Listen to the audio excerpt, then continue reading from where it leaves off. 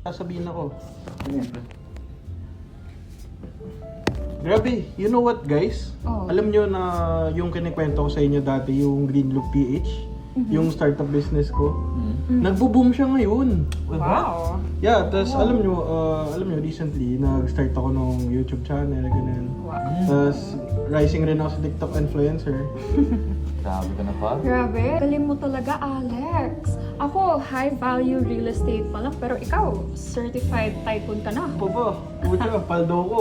Ikaw, siguraduhin mo kasing linis ng haircut mo, yung mga tax filings mo. Baka next live stream mo, nasa BIR ka na. Grabe ka naman.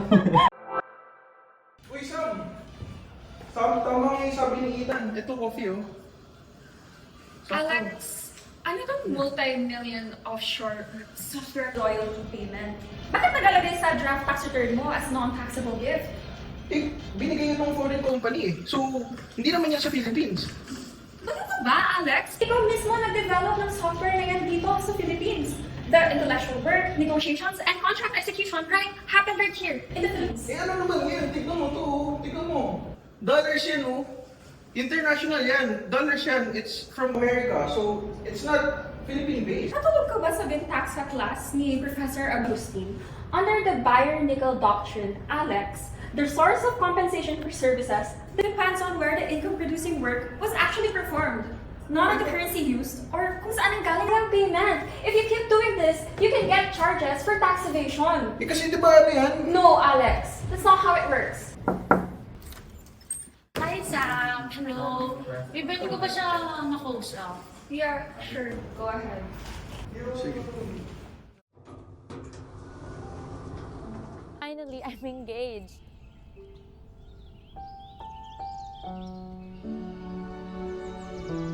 Saan ba ako nagkulang? Ginawa ko naman best ko para sa amin ah.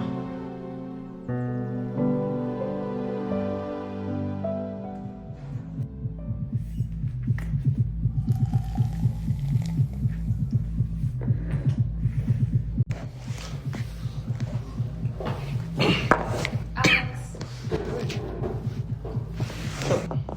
Narinig kayo. Ano nangyari sa inyo ni Nicola?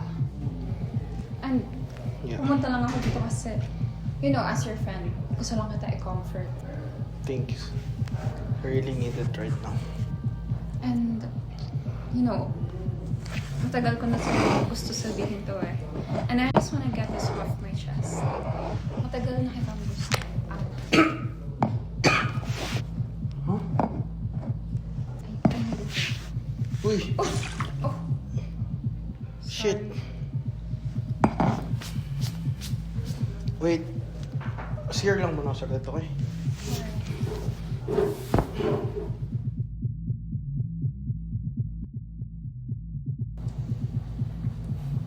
Hey, Sam. Oh. Hi, Ethan. Saan si Alex? He went to the CR. Oh, nangyari ba't parang lungkot mo? Ethan, alam mo naman, di ba? Matagal ko nang gusto si Alex. Hmm. And I already told him na gusto ko siya. Umamin ka? Oo. Kamusta nangyari? Wala naman siyang kahit ano yung sinabi. But based on his actions, he doesn't feel the same way. I feel rejected. Sam. Alam mo naman yung pinagdadaanan siya eh. Oo, alam ko. Kaka-break nga lang nila ni Nicole eh. Pero, since may nagsasabi na tayo ng mga feelings natin, I wanna say something. What? Sam, can you look at me? I've liked you for the longest time. And right now, I just wanted to say that because I feel like if I don't, I won't have any other opportunity to say it.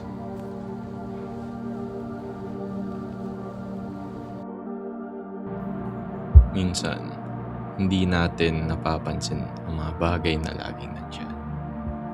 Hanggang sa bigla na lang mawala. Ganun din sa taxes. Kapag pinaliwala mong receipts, records, at tamang deklarasyon, darating ang panahon na kailangan mong harapin ang consequences. At sa buhay, people can be the same. Don't take them for granted.